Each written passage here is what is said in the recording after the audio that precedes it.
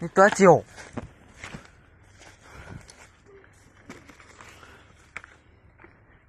Nó chuẩn chơi à? Nó thử liều. Nó sợ thử liều bắn chơi. Nó nhát từ tua.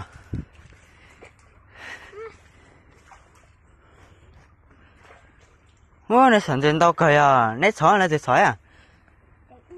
Nó xin à? Nó xóa ra nè. Nó nhát từ tua. Đây có tụi chiêu bê hôi chà. Có tụi chiêu nổi dây nào tụi nó nè. Tụi chiêu xuống nè. Thì xuống nè. Ô, nên bỏ lớp bẩn rồi ha. Nên vẫn sát chéo. Rồi mẹ lớp chứ nó, cũng không lấy lọt sổ này hả? Nên bỏ cả. Con nó dây tụ, họ tụi nó xúa tụ. Cái này lấy chó chọn đến tao cần nên muốn bỏ tả.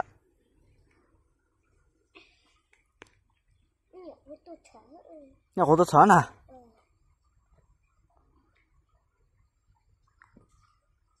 Nem lỡ bạn chuyện bỏ tả nem bọn chuyện nó còn bọn nó.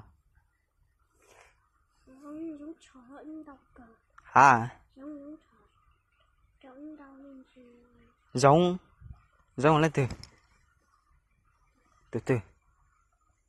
nó có sao nó hay là chó lạnh đâu nó thổi nó biết tôi đen chó lạnh ít trong lộ chó lạnh ít trong bao ấy ít tụi chỉ xong trong vai chó lạnh trong phía luôn chó lạnh cho áo treo lúc bạn thì muốn gì xuống à này mua chuyện ta này chó đây rồi à này chó đây có đây cho à này khoa này giờ chó nè này ô lần chó này giờ chó à ít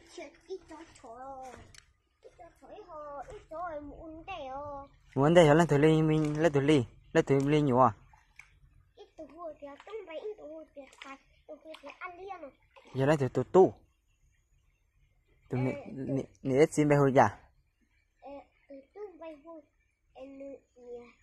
em mình chỉ đúng bây giờ kìa mình chỉ bây ôi kìa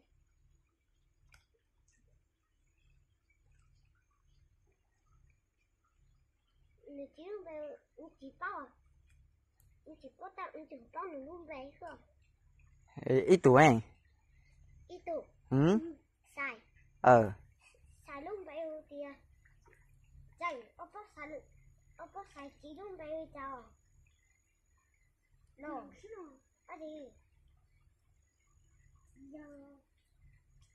giờ sư